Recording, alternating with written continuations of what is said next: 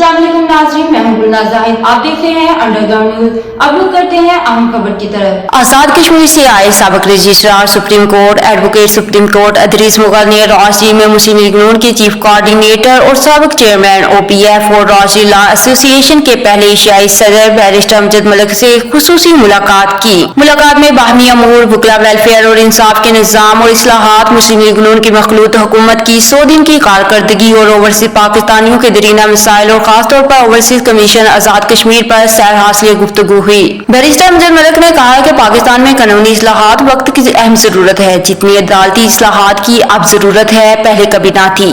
इंसाफ की राह में रुकावटें डालने वाले सारे किरदार बेनकाब होने चाहिए। सस्ता सादा आवाम की दहलीज पर इंसाफ मुहैया करना रियासती जिम्मेदारी है। साबिक registrar supreme court advocate supreme court Adris Mughal ने कहा है कि बैरिस्टर अमजद मलिक से हमेशा मुलाकात दिलचस्प और हवाला अफजा रही है और बैरिस्टर का ओवरसीज के लिए काम बोलता है। हम आज कश्मीर से आए हमारे दोस्त और हमारे भाई अदरीस मुगल साहब, साबिक रजिस्ट्रार सुप्रीम कोर्ट आजाद कश्मीर, एडवोकेट सुप्रीम कोर्ट, उनको वेलकम करते हैं और हमने बड़ी अच्छी आज मीटिंग की है।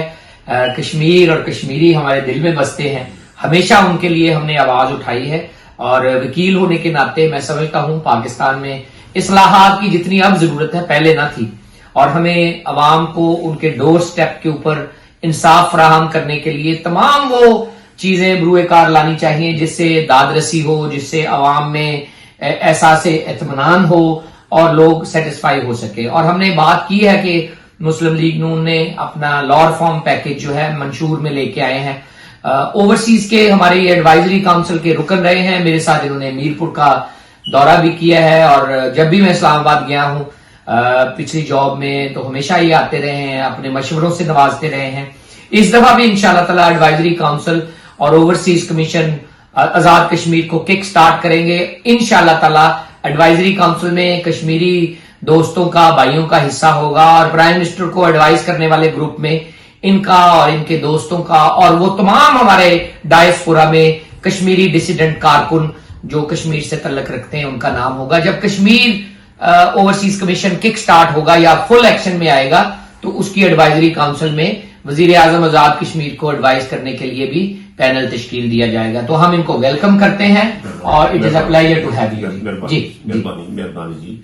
मलिक साहब ने अपने जमाना जिस जमाने में ओवरसीज के ये चेयरमैन थे गवर्नेंस बॉडी के, जितना काम मलिक साहब ने किया है ओवरसीज के लिए मेरा ख्याल है शायद ही किसी दूसरे बंदे ने किया हो। ओवरसीज के लिए इनकी जो खिदमात है वो नाकाबिल फरमोश है। मुझे याद है कि जब भी कोई ओवरसीज का कोई प्रॉब्लम होता था तो मलिक साहब के फोन कहते थे जी कि फलां हमारा ओवरसीज का मसला है, वो उसके कोई मकान का मसला है, उसकी कोई प्रॉपर्टी का मसला है, तो आप थ्रू आउट ये लुक आफ्टर करते रहे ओवरसीज को।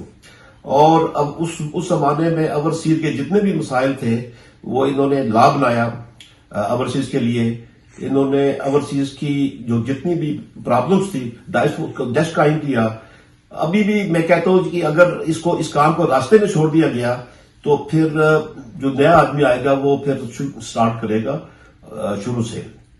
तो मेरी तो यही गुजारिश है कि मलिक साहब को ओवरसीज की जो खिदमात हैं इनकी उनको सामने रखते हुए इनको दोबारा कोई ऐसी पोजीशन देनी चाहिए। ये टैलेंट है और इस टैलेंट को जाया नहीं करना चाहिए। हुकूमत पाकिस्तान को और मुस्लिम लीग नून को चाहिए कि टैलेंट को इस्तेमाल करें, टैलेंट से फायदा उठाएं, न कि जो काम करने वाले लोग हैं उनको पीछे छोड़ दें। तो मेरी यही गुजारिश होगी कि मलिक साहब को किसी न किसी पोजीशन पर रखें ताकि ये मुस्लिम लीग नून पाकिस्तान और ओवरसीज की खिदमत कर सके। बैरिस्टर अमजद मलिक ने मेहमानों की तबासिया की और मेहमान को तहाइफ और अपनी किताब पाकिस्तान का सफर देकर रुखसत किया। मजीद बाखबर रहने के लिए देखते रहिए अंडरग्राउंड न्यूज।